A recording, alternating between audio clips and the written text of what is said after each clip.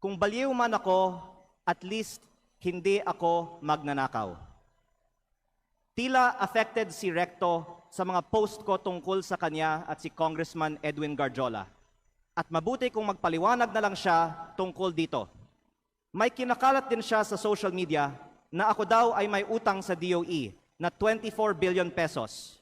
Ito po ay walang basihan at inimbento lamang upang tangkang pahinain ang mga binubunyag ko tungkol sa korupsyon sa ating gobyerno. At mas marami pa ang aking sasabihin sa ibang pagkakataon. Nagsimula lang itong mga atake sa akin nang sinimulan kong imbestigahan ang DPWH sa Batangas at ang mga kumpanyang konektado kay Congressman Edwin Garjola at naging Executive Secretary si Ralph Recto. Marami rin ang nagsabi na ang pagbunyag ko nito ay hindi aking kapaki-pakinabang. Ngunit hindi ito para sa sarili ko, ito ay bahagi ng aking tungkulin bilang mambabatas at kinatawan ng unang distrito ng Batangas. At hindi ako matitinag, kaya po ako ay nananawagan na imbestigahan ang koneksyon ni Garjola kay Recto, lalo na ngayong Executive Secretary na siya, at suriin ni Pangulong Marcos kung natutulungan ni Recto si Garjola mula sa loob ng Malacanang. Dahil limitado ang oras ngayon, ilahad ko ang iba ko pang nalalaman tungkol sa mga koneksyon ni Garjola at Recto sa iba pang mga araw. Sisimulan ko lang ngayon sa isang punto.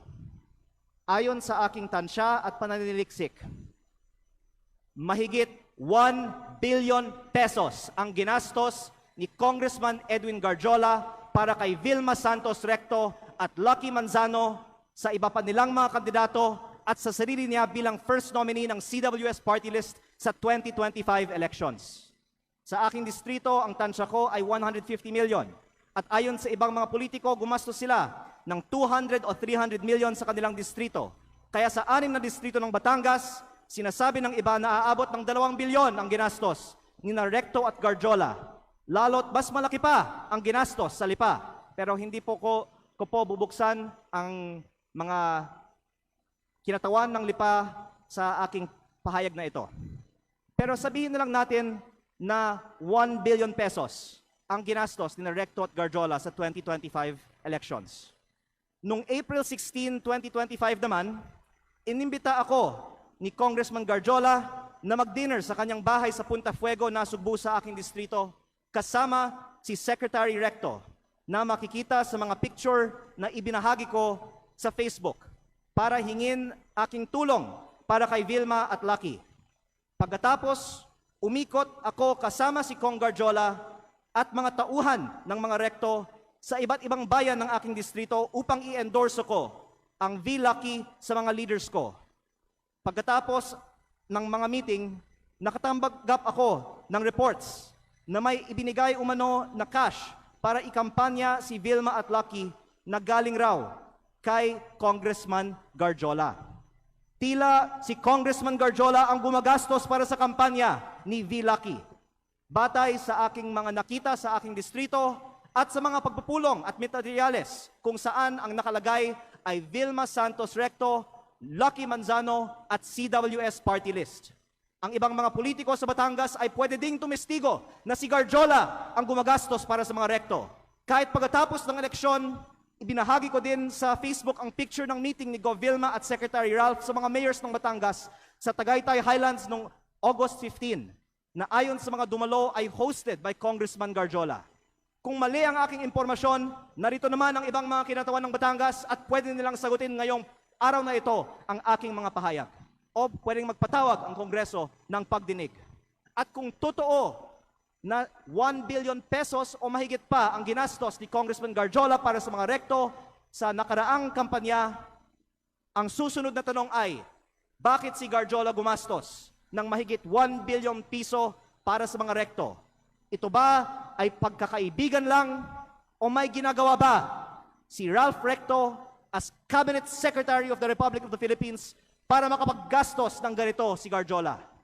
Sa aming dinner noong April 16, inalok ako ni Congressman Garjola na mag-partner sa kanya at kay Secretary Recto sa pagnenegosyo sa DPWH sa aking distrito. Sa sistema raw na ginagawa nila noon pa sa Lipa at sa ibang mga bayan. Tukuyin ang mga lugar para sa mga road opening ng DPWH. Sabihan ko daw sila pag meron akong mga nakita para makasama sila sa bilihan ng lupa. Kayang tumulong daw sa pagpondo ng mga proyekto ng DPWH si Secretary Recto dahil siya ay nasa kabinete at si Kong Garjola din ay malakas daw sa DPWH at maaaring siya na ang bahala sa kontraktor. Sa ibang pagkakataon, ipinagmamalaki din sa akin mismo ni Secretary Recto na bago niya pinopondohan sa DPWH ang mga bypass roads sa Lipa, kinokondisyon pa niya sa mga may-ari ng lupang dadaanan na magbigay sa kanya ng parte ng lupa sa mababang presyo. At iba't ibang mga tao ay nagkwento din sa akin na gawain ni Recto ito. Kung lehitimo man ito, mabuti at maging transparent si Secretary Recto sa kanyang yaman. At kung ang ginagastos ni Kong Garjola para sa kampanya nila ay may kaugnayan sa pagiging kontraktor ni Garjola sa Batangas.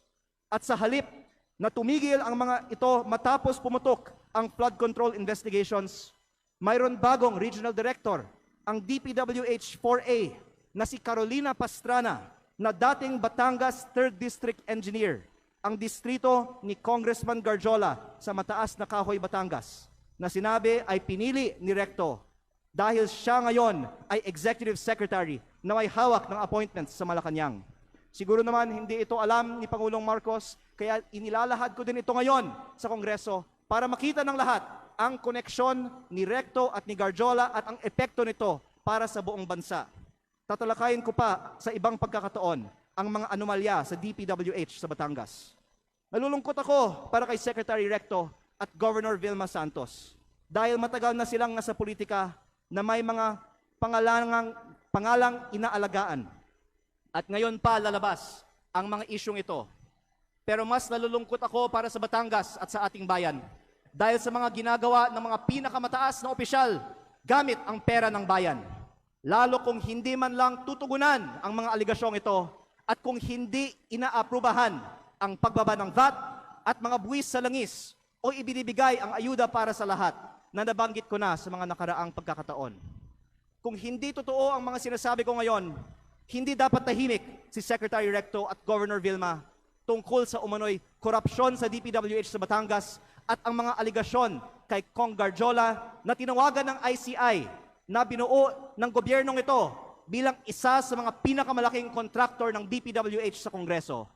Mabuti kung ipaliwanag nila kung totoo bang malaki ang ginastos ni Garjola para sa kanilang kampanya at ano ang kapalit at kung si Garjola ay kaibigan lang ba o funder din. At kung hindi sasagutin ni Secretary Recto ang mga aligasyong ito, hinahamon ko si Yusek Claire Castro sa susunod niyang press briefing na sagutin kung tama ba na may ganitong aligasyon kay Executive Secretary Recto, bakit hindi pa sinasalang si Secretary Recto sa Commission on Appointments at kung ayaw din ba nilang buksan ang mga detalye ng 2 kasong plunder ni E.S. Recto sa Ombudsman. Mabuti ding magpaliwanag si Yusek Castro kung bakit ba talaga natanggal sa pwesto si Executive Secretary Lucas Bersamin nang walang paliwanag at ipinalit isang respetadong dating Chief Justice ng Supreme Court sa isang taong ngayong may 2 kasong plunder sa Ombudsman. Panghuli, hindi lingid sa atin na binomba ang kotse ni dating Batangas Governor Armand Sanchez. Mapanganib ang politika sa Batangas kapag malaking tao ang inyong binabangga. Kaya kung ito man ang aking huling pagkakataon, nais kong dagdagan, hindi lang DPWH ang posibleng pagkukunan ng pondo ni Recto at Garjola. Dahil ayon sa mga politiko sa iba't ibang mga bayan ng Batangas, ang nasa likod ng STL operator ng Batangas, Refresh Gaming, ay si Recto at Garjola, na ang isang humaharap para sa kanila ay si San Juan Vice Mayor Anthony Marasigan, kahit na iba ang mga tao sa GIS ng kumpanya. Habang nasa kabinete ng Republika ng Pilipinas si Secretary Recto, mayroon bookies o second table ang Refresh sa kanyang sariling lalawigan. Kaya nananawagan din ako sa Kongreso na imbestigahan ang operations ng Refresh Gaming Corporation sa Batangas. ang mga politiko sa Batangas ay maaaring tumestigo na dahil si Governor Vilma Santos ay nasa Kapitolyo, si Executive Secretary Ralph Recto sa Malacanang, at suportado sila ni Congressman Garjola, kompleto ang makinarya para gawing negosyo